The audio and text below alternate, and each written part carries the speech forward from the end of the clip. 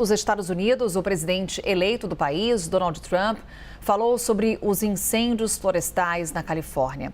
Ele chamou as autoridades responsáveis pelo combate às chamas de incompetentes. O número de mortos subiu para 16. Marina Giangiacomo traz para a gente um panorama do que está acontecendo agora na Califórnia e um pouco das reações políticas que estão sendo adotadas nesse momento. Oi, Mari. Boa tarde.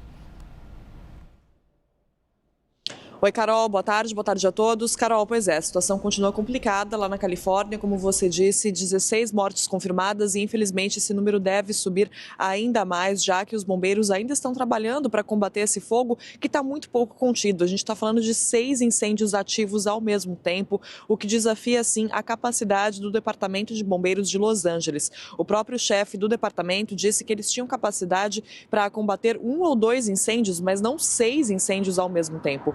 O fogo esse ano está realmente com proporções muito maiores do que normalmente acontece nessa época do ano, né? A gente sabe, a baixa umidade, tempo seco, ventos muito fortes acabam fazendo com que esses incêndios aconteçam na Califórnia nessa época do ano, mas agora a situação está muito pior, sim. E Donald Trump criticando a atuação do governador da Califórnia, Gavin Newsom, que é democrata e já foi alvo de várias críticas de Donald Trump. Isso não é novidade. Agora, Gavin Newsom mandou um convite, mandou uma carta para Donald Trump para que ele vá ao estado. Um convite para que Donald Trump vá até a Califórnia e veja de perto os estragos causados por esses incêndios e converse com os americanos. E Donald Trump foi à rede social para chamar os democratas ali que cuidam do país, das autoridades da Califórnia, de incompetentes e dizer que eles não conseguem apagar esse fogo, não sabem o que fazer.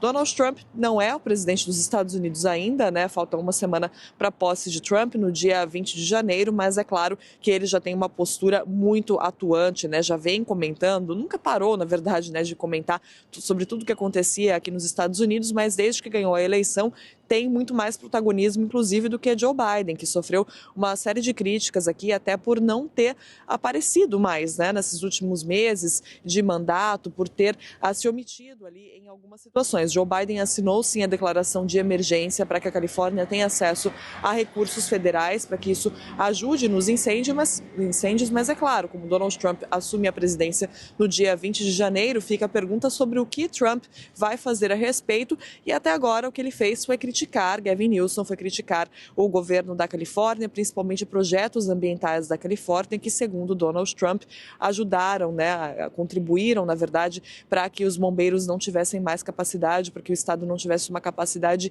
hídrica maior nesse momento para lidar com a situação.